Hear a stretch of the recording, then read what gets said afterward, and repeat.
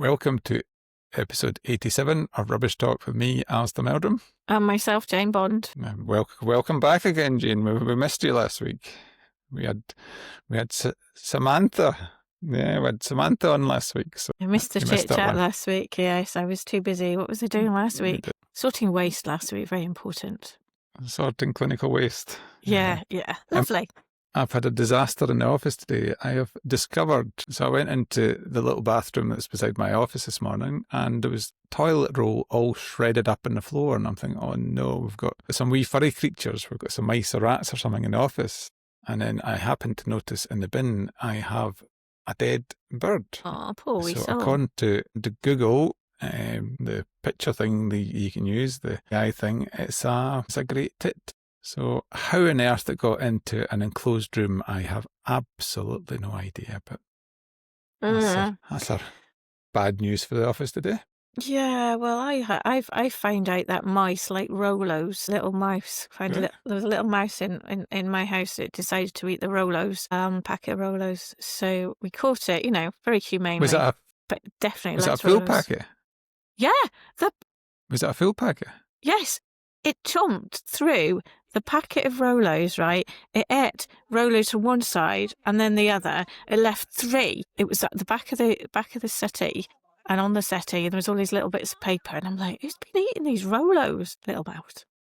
How did it get its teeth through the tin foil without jumping through the roof?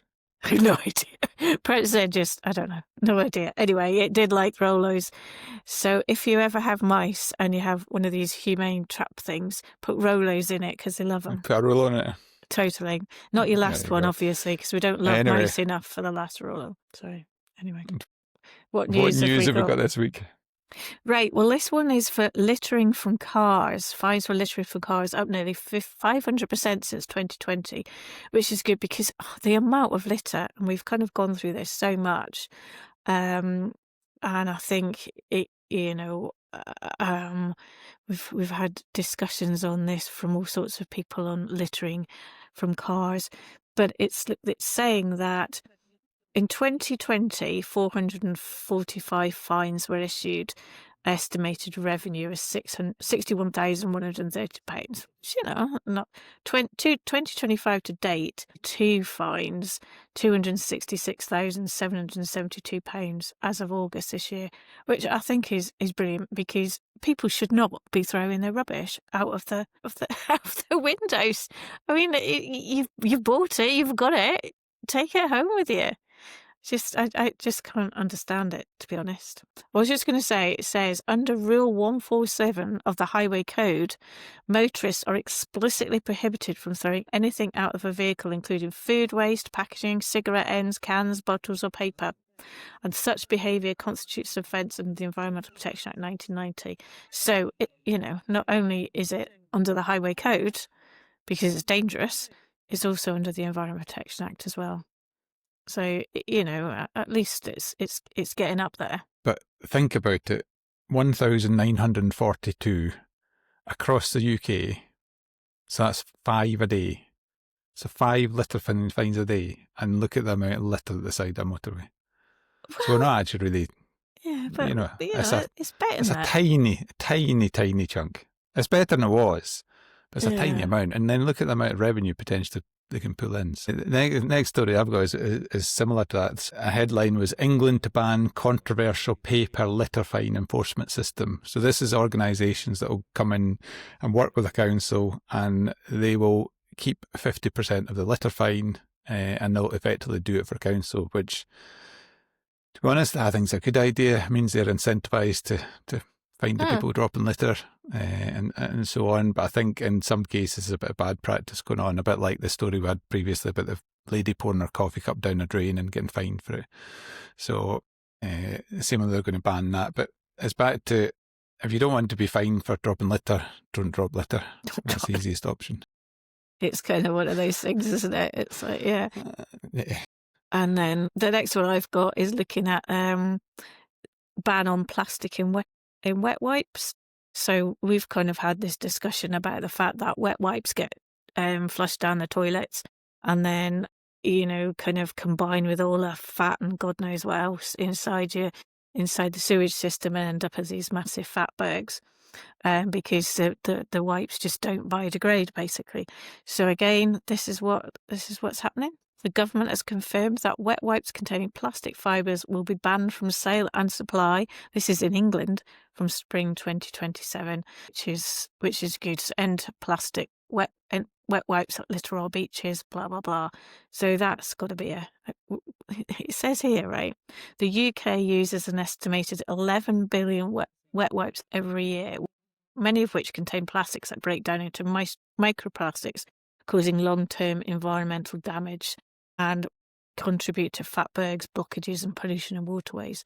So, yeah, there we go. I'm going with that. I think that's a good idea. So Absolutely. And that follows on from Wales is putting it in place. They've already got it in place from the 18th December 2026. Northern Ireland, they're introducing regulations November 2020. I don't know if that's happened, but the plan for that to come in May 2027.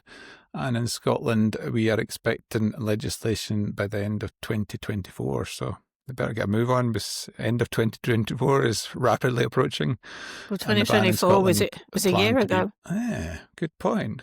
I'm reading that as 2025. Well spotted, Jane. As far as I know, somebody can probably correct me here. As far as I know, the legislation's not in place yet for Scotland. I might be wrong in that. So if it is, we'll correct that next week.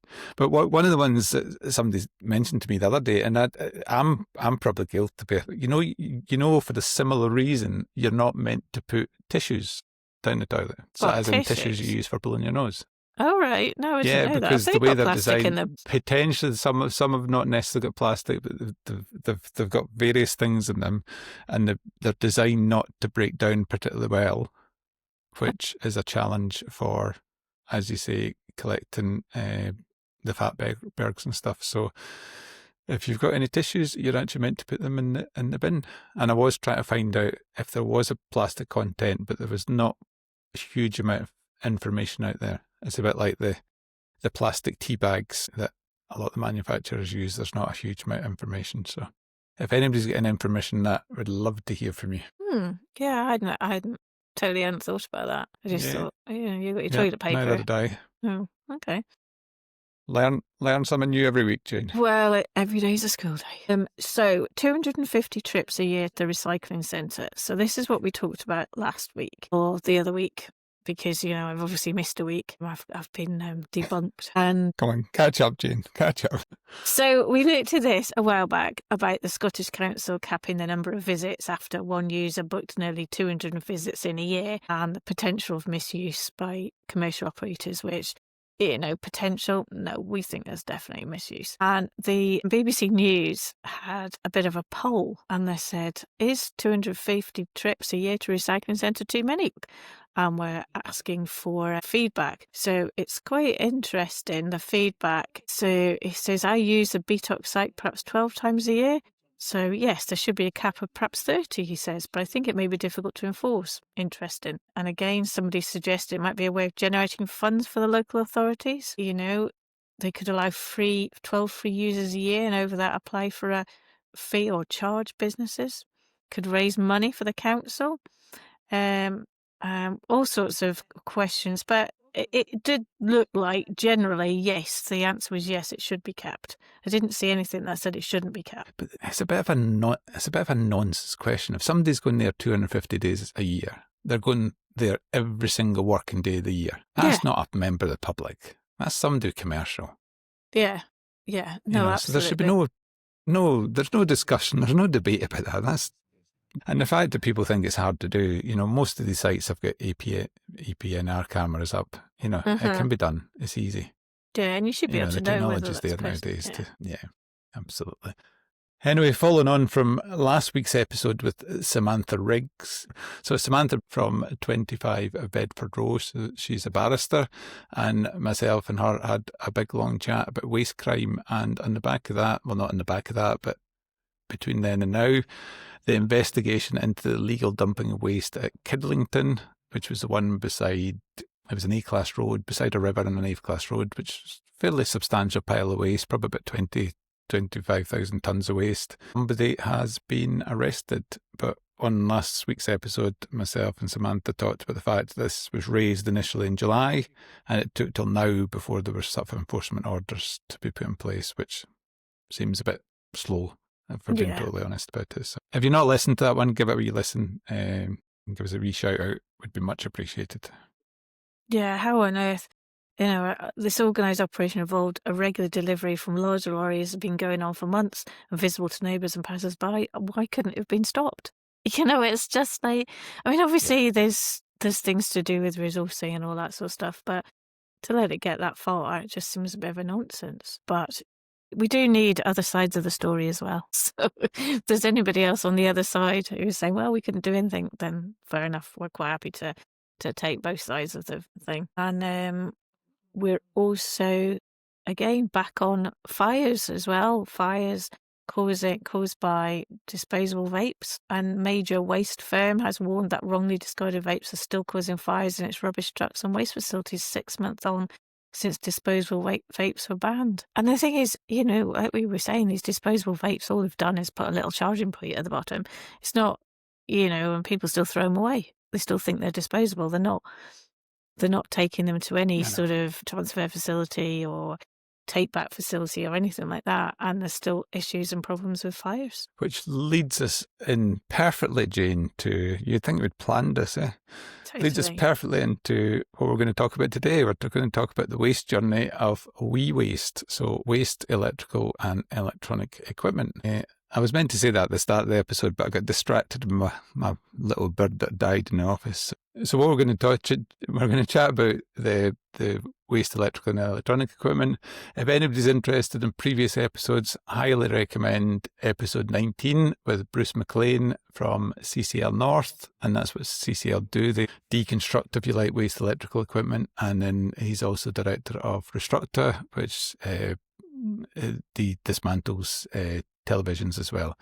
So he's very much a player in that area. Another person, big shout out to, is Scott Butler, episode 15, and he's an organisation called Material Focus. And if you want to find out anything about waste electrical and electronic equipment, have a look at their site. And if you're really lucky, drop Scott an email. I've already had a few emails back and forward with him this morning. So extremely helpful and extremely knowledgeable in all this area. So hopefully Jane and I won't destroy the topic too much, but happy if we get anything wrong or people want clarification, then as always, give us a wee shout, drop us a note. Yeah, so we've got some scale of the challenge data. Now, when we were looking at this, there's lots of different data floating around. So in terms of the actual numbers, we're looking at it being more as a relative than an absolute numbers. But 2020 flow analysis, the UK saw roughly 1.65 million tonnes of electricals put on the market. And then from those 1.65 million tonnes, approximately there was 1.45 available for reuse and recycling. That doesn't necessarily mean it's reused or recycled, but it's available. But at least 500,000 tonnes, 500,000 tonnes are estimated to be lost, thrown away, hoarded, stolen, or illegally exported. And one of the things is interesting is we were talking a while back about stuff that is hoarded and how much stuff people have, electrical equipment and stuff in the house. I think I remember talking about, it must be 2 years ago, we were talking about a popcorn maker that my daughter bought or had for Christmas, and we've used it twice, and it's been sitting in the cupboard ever since. And it's like, all of these things that are fads at the time and then just don't go anywhere. So yeah, and there's also a new report. They've got a new report out, Material Focus, which came out November 2025, so hot off the press. And it's talking about saving valuable materials. And there's quite a lot of good stats in there about how much is being created, how much has been recycled, how much has been reused, and that sort of thing. So it's definitely well worth a wee look at that. But anyway, there's a lot bought, a lot as potential for reuse and recycling. Not that much is being reused and recycling. And there's a lot that you're hoarding in your houses, by the way. we keep having a wee amnesty in the office every so often and getting people to bring stuff in. So we're trying to do our bit that there's not as much hoarding, but the figures are nuts, aren't they? Almost half of the waste electrical and electronic equipment is not recycled. It's big numbers in terms of what was there. And I think one of the other challenges I was thinking about, the WEEE regulations actually came in 2007, and they probably didn't imagine the size and scale of the growth of battery operated equipment and so on. So the regulations apply to anything with a plug or a cable or a battery. So that pulls in it. So although things like vapes aren't actually described in the regs because they weren't invented at that time or went in mass production, it does include things like that. Jane was saying there's a big gap between what's placed in the market and what's actually recycled. There's a big backlog of stuff that's stashed away in people's houses, the old cable drawer and so on. And again, given Material Focus a shout out, they do have sort of regular campaigns about, trying to do a cable collection and so on. So, but there's this big mismatch between how much of that type of waste we're purchasing or consuming and how quickly we're actually managing to get in the system to recycle it. And then there's just the practical challenges of actually recycling it. So Jane, you're going to start us running off through what the regulations mean or what they require producers to do. Well, yeah, because we in the industry talk about WEEE, and what that is waste electrical and electronic equipment. So it's WEEE. So that's what it stands for: waste electrical and electronic equipment. So, and that's designed to ensure that these are collected, treated, recyclable, and disposed of in an environmentally friendly way. Because there's so much stuff in there, in terms of, well, we were talking about batteries earlier, but in terms of critical materials as well, there's metals in there, there's all sorts of plastic, all of that stuff that can be recycled. So the goal of it is to reduce the amount of electric waste going to landfill. That was initially. Now we're looking at it, reducing it going to energy from waste or any other sort of disposal or recovery route, or disposal route more likely. So we want to recover and recycle valuable materials. So that's the metals, the plastics, the rare metals that we can collect. Minimise environmental harm from the hazardous substances, because again, there's hazardous substances inside some electrical equipment. And the big thing is make producers responsible for their products at end of life. So like with anything, it's like you put something on the market, somebody buys it, and you're like, yep, fantastic, got my money, and then off it goes. They're not thinking about what happens at the end, and this is the big thing, making producers responsible for all their equipment, all their their toasters, TVs, laptops, toys, all the toys with electronic equipment as well, medical devices, tools, the drills that you use, all of these things, making them responsible, but also making people understand what they can do with it. So how does it work? What's the producer responsibility then, Alasdair? Come on, you can do this bit. So basically, any business that manufactures, imports, rebrands, or sells electrical products must register with a compliance scheme or directly with a regulator, but most will go through the compliance scheme because that's the sort of easiest option. They must report how much electrical equipment they put on the market, and then they must pay for the recycling of an equivalent amount. So if they put 1,000 tonnes onto the market, they must pay for the recycling of that material, and then that allows the recyclers, that gives the recyclers some money to play with to actually do the recycling. And that's what we call in the sector called extended producer responsibility. So that's how it's... Yeah, so, but we talked about compliance schemes. So what is a compliance scheme? What does that mean? So instead of each individual sort of person being responsible for trying to recover all their own stuff, the compliance scheme handles all of that.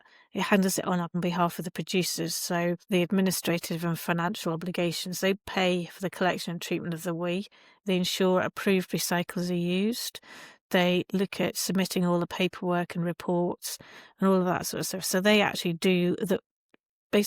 do the work for the producer. The producer pays them and they do the work, trying to recover all the requirements from that. So if you're thinking of Currys, for instance, Currys must put, thousands and thousands of tons of electrical equipment onto the market every year. So one of these compliance schemes says, right, okay, you pay me and I'll sort it all out for you. I'll recover 1,000 tons of that stuff and you pay me and I will make sure it's all recycled.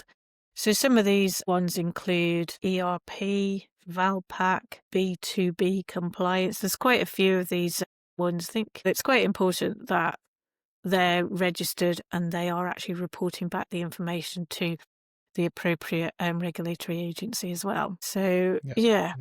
When they first designed this, they planned it around, as you talked about some of the categories, Jane. So they've sort of split it. In the UK, we split it into large household appliances, small household appliances, IT and telecoms, lighting, tools, toys and leisure equipment, and medical devices. But I think what's happened in that interim period is I think there's a whole growth of sort of subcategories. And I know some people in the industry are very much wanting to split out cable-operated equipment versus battery-operated equipment, which has got quite distinct challenges in terms of, we were talking earlier on about fires there, so quite often vapes get the blame for fires, but there's also batteries embedded in all sorts of different devices. I was walking down the street on Saturday and there was an office party obviously walking to the next pub, and they all had these antler deers and the antler things in their head, but they're all lit up. So there's obviously a battery in there. So they're obviously waste electrical equipment, but I'll guarantee they'll not go in the right. I can't see these people taking them back to, they'll not even think that's waste electrical and electronic equipment. So I'm not quite sure the regulations have kept up with the pace of change with the producers. That's how we define it at the moment anyway. I think that's the thing though, isn't it? People don't know. So many discussions, like you just said about, oh, well, what do we do with this? I've got an old kettle. What do I? How do I dispose of it? And the theory is retailers must either offer an in-store take-back of old equipment when they buy a new equivalent item, or join the distributor take-back scheme so somebody can take that material back. And the retailers must also inform customers about their recycling options. And I think sometimes what's a bit confusing is it's legal requirement that Currys, for instance, takes back your old washing machine, or if you buy a hairdryer, you should be able to take back your old hairdryer. And I think not only do the customers not quite understand that, sometimes the actual people who work for Currys don't understand that either, that if you bring it to their site, you don't pay for it. It's their legal responsibility to take it back. If they're picking it up, there's a different thing, because you're paying for the transport to pick it up. You're not paying for the disposal, you're paying for the transport. So there's a bit of a thing there, but because I've got I just ordered a washing machine and they're going to pick up the old one and recycle it, but it's going to cost me 25 quid for them to take it away. But my thought is that 25 quid is for the transport. It's not for them taking it away. It's not for them recycling it. So I think it's just quite important for people to understand what they can do and what they can't do, and what the places that sell these electrical equipment are required to do. Absolutely. So once the WEEE's been collected from households and businesses, that's one of the things we've not gone into. There is a bit of detail in terms of whether it's waste generated at household or waste generated at business. I've no intention of going into that because it just makes this a bit more complicated. But the principle's the same. There are different rules and regs, but then the waste must go to an approved, authorised treatment facility. Now we did an episode on fridges with Gap Alba Group, and that is waste electrical and electronic equipment. So they're registered as an authorised treatment facility. Bruce at CCL, again, he's an authorised treatment facility. So there's lots of these authorised treatment facilities around the country. That's where they will manually dismantle it. I mean, manually dismantle it means, for a lot of stuff, it means take the battery out. Find the battery and take it out. Sometimes that's not very easy. For example, some toys and stuff like that, often the easiest method for getting the battery out is to hit the damn thing with a hammer and break the plastic casing or whatever. It's not always that easy to do it. I think last time I was in there, he had a contract to, I can't remember, it was a national contract for some supplier, and the only way they could get this battery out was literally to hit every single one with a hammer. And they had hundreds of thousands of these things, which you think, surely there's a better way of doing it. It's like with mobile phones and laptops as well. Taking the batteries out, they're not easy. So manually dismantle, remove any hazardous components, as I said, mainly that's the batteries, but again, things like mercury lamps and so on. We just had lights replaced in the office today, and I was speaking to Sparky, and I said, what are you doing with the old ones? And he said, oh, I take them back to the electrical supplier, so everything he buys from the electrical supplier, he can take back, so they're basically operating a business-to-business take-back scheme for him. And then the material will probably be shredded and sorted, and then recovery of any metals and so on that can be done. And these ATFs need to keep evidence of how much they've recycled, and that counts towards the producer's responsibility. So it's quite complicated in terms of how it's done. And you're going to explain the documentation and audits, Jane, aren't you? Well, yes. So again, you've got to make sure that, everything's counted in the right way, and things don't get lost. And again, this is to prevent any illegal use or illegal transport or illegal disposal of waste materials. So we need to make sure that the producer's got a registration number. Evidence notes are issued by recyclers. So the recyclers are saying, right, we have recycled X amount of this material. And then the balance between what the producers have actually produced and what the exporters or the recyclers have actually recycled, that needs to balance. And then there's sort of periodic auditing to make sure they're all doing it the right way. I guess at the end of the day, we're looking at making sure there's no illegal dumping of waste or exporting of untreated waste, but also making sure there's no double counting of the recycle volume, because that's also gets into muddy waters when it comes to costs and what's been recycled and what hasn't, and what's been paid for and what hasn't. So yeah, it's all a bit of the documentation is quite important there, and often that's the thing that's not done quite as well as you would like to. Absolutely. No, I think basically we've just given you a real high level view of it, but some of the issues that sit in the system is the producers will claim it's really complex, it's adding to their costs and so on. My view of that is they're putting the stuff in the market, they need to take responsibility for it, and the harder we make it for them, the better. There is the issue we talked about at the start, low consumer participation. A lot of public don't know what to do with it. If less than 50% of this stuff's captured, then we've got there's still a good issue there. The changes coming through are incredible in terms of technology that's becoming, harder and harder to keep up, I think. And the one that, again, we've talked about this before, we've talked about washing machines, Jane, and fridges, is there's a real weak incentive to actually repair and try and keep it in the, keep it working rather than discarding it. And there's sort of little or no benefit or incentive for producers to try and make a better design so that we can remove the battery easily, we can recycle and recover the parts better. And I think there's a bit of work to be done there. And if you think about it, I said earlier on, this came in 2007. We're now we're still struggling with it, yeah. Surely it needs brought up to date a little bit and brought into this time. So that's the main issue. So I think what we're going to try and do now is chat through some of the sort of practicalities in terms of what householders can do. So coming up to Christmas, there's lots of clearing out cupboards, lots of buying new things and having shiny new things and having things to discard. So what does a member of the public do if they've got waste electrical and electronic equipment then, Jane? Well, no, that's a good question, that, Alasdair.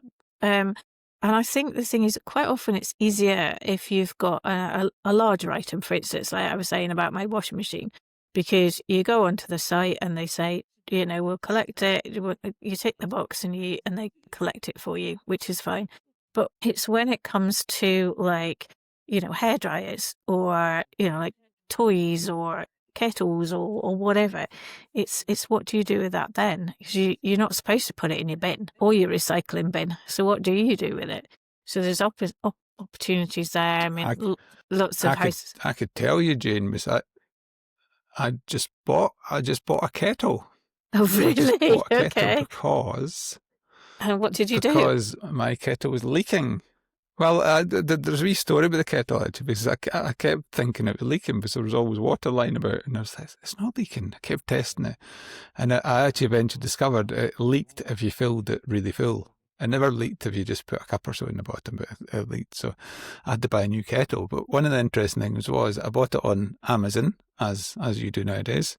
And there was absolutely no information from Amazon as to what I did with my old kettle. And they're meant to. They've got a legal obligation to do that. So that was number one. So I went on to Amazon's site this morning in preparation. This is the most preparation I've done for an episode ever. Well done. Went on to Amazon's site and said, how do I recycle my kettle? And it took me, I found a link to the RAP waste recycle locator, and I put my details, put my postcode in, put my details in. And it actually, all it brought up was a number of charities in the area. Not very many in the air, which I was, I should be able to take this back to an electrical retailer and so on. So I then tried the Material Focus Recycle Your Electricals site, which, if anybody's seen it before, they advertise it with Hypnocat, the purple thing. I'm not sure what it's meant. Well, I presume it's meant to be a cat, actually, purple cat. So put it on, put my details on there, and it gave me a much better list. If you're struggling as to where you put your electricals, have a look at recycleyourelectricals.org.uk, because it seems to have the more up-to-date list of what to do with it. So I actually, whether this is allowed, I actually brought it into the office because we were getting some office waste electrical equipment picked up, so I put it in that pile. So it is now at CCL being recycled. So I've done my bit with my kettle. I think going back to the household, generally across the country there is no doorstep collection for waste electrical. I know there's a very small number of councils will pick up batteries and small electrical as a side to some of the recycling service, but it's really small. So really you're left taking it either back to the retailer or having a look at these sites like the Hypnocat, the Recycle Electrical site, and try and find out where to take it. Yeah, I mean the local waste recycling. If it's working. Yeah, well, you can sell it on eBay. Absolutely. Well, exactly. If it's working, then sell it on eBay. If it's working, you can donate it to charity, and they'll try and refurbish and resell it. And last but not least, most household waste recycling centre sites will have waste electricals. I know the one at Ayr. Yeah. There's a section for large items. There's a section for small items. There's a section for TVs. And there's the battery box. Most of the sites will have that available. There are certainly options. My recommendation is always, I was going to say, always gather up your pile of stuff like that, and then make one trip rather than 250 trips a year to the HWRC site, I would suggest. Good advice there. I tell you where I've been taking mine, actually, B&Q. Because if you go to B&Q, they've actually got three, or the one near me has got three sort of drop-off points, one for batteries, one for lights, and one for small electrical equipment. So, not that I go to B&Q that often, but it's quite handy because you know where to go and where to take it. So, but that Hypnocat thing is quite good, particularly in terms of charities or whatever that might take your electrical equipment. It might be somewhere I can take this thinking popcorn making machine at some point. I think you're needing to take that in a trip, so it no longer takes up space in your cupboard, June. Do you know what? I might put it on or you need to use it. I might put it on Facebook Marketplace. Somebody might want it for Christmas or something. You never know. It might be a sought after. It might be a sought after model, Jane. It might be worth lots of money. You never know. You never know. They can have it for free. So I think that's us. I think that's most of what we want to cover. I think the key thing I always want to emphasise is this thing that there's a huge growth in this battery operated waste electrical and electronic equipment. It's not just vapes. Vapes are getting the blame for the fires, but as I said, these antlers, lit up antlers, Christmas lights, there's so much tack. Yes, it's useful and it brightens the place up, but at the end of the day, it is waste electrical and electronic equipment. It generally is hazardous with the battery and so on. So we need to get a little bit better at managing that type of stuff. Yeah, knowing where to take it. Because again, like you were talking about those antlers and stuff, it was the light switch on, the Christmas tree light switch on last night at Eagleson Park. nice lights and everything, but all the kids, a lot of them have these like electrical stuff that you press a button, it all whizzes around and looks really good and flashy lights, but Yep. how often are you going to use it? Then, and then that's it, it's going to go in the bin. Yeah. Which it shouldn't do. Well, not go in the bin, Jane. That's the key. Well, It's not to go in your I reusable know, bin. that's the thing. It's not to go in the bin. That's the message. Yeah, but people need to know what to do with it, and hopefully this will give them an idea, or perhaps the councils could perhaps push it a bit more about what to do with these things. Why is it the council? It's the producers. Well, it is the producers are putting the stuff in the market. But it's more about... producers put the stuff in the market, and you go. Well, I was just going to say the producers need to take responsibility. Well, no, absolutely right. But I do think that when you look at your bin, you're obviously looking at the council. It's not about the council it's more about the council saying, don't put it in, just a bit of awareness campaign. Or even if the producers paid the council or whatever to do an awareness campaign on, we're coming up to Christmas, just a reminder not to put these things in your bin. Make sure you take them to a recycling centre, blah, blah, blah. And then, it could be going down in our the bin app, Alasdair. It could be useful to push things out through the bin app. It will be. It is in the bin app, and that's one of the keys with the bin app. But we'll come to that in 2026. Okay. I think that probably leads us into our rant for the week, which was really that producers need to start taking responsibility for the environmental impact of what they produce. And my bucket for that, after the things we've discussed today, is IT equipment, especially disposable IT equipment, as in Christmas tat that we don't need to buy. Having said that, Kirsty in the office here has spent all Friday night, was it Friday night or Thursday night, putting up Christmas decorations, which is lovely, but she's got a big sign, a big cloth thing on my door with the Grinch. Humbug. The office Grinch in it, which I'm not quite sure why that one went in my door, but never mind. No, of but course as long as they're saved for future years and we're not buying more Christmas tat every year, that's absolutely fine. So my view is reuse your Christmas tat. And if you've taken your Christmas lights out and you discover they're not working, do not put them in the bin. Make sure that you take them back to your B&Q or somewhere like that. Those are good. Yeah. And if you really want, we'll definitely put the link to the search sites we mentioned, recycling electricals. But if you can't find it, just remember HypnoCat. And once you see HypnoCat, you'll remember HypnoCat. That's certainly the best thing to do. And it will come up with outlets in your area. Yeah. So I think that's us, Jane. Well, I was just going to say, put that link up to that new report, which was November 2025, the one that Material Focus has put out, because that's quite interesting, and then we could actually go through that in a bit more detail. And you could do your homework for next episode and do a summary of it next week. I could. For episode 88. 88? I don't know. We need to start thinking about episode 100. Rapidly approaching. Perhaps somebody what are we going to do? Well, I don't know. Perhaps somebody might have some suggestions. Or we could. Yes, yeah. We could clip together all the 100 episodes. See if we could make another one. Yeah. Take sound bites. Anybody got any ideas for episode 100? Please help us out. That'd be much appreciated. So thank you. Yeah, and thank you for me as well. And see you soon. Thanks for tuning in. We hope you enjoyed this episode. See you again next Thursday at 4 p.m. Don't forget to follow, share with friends, and send us your feedback at hello@rubbishtalk.co.uk.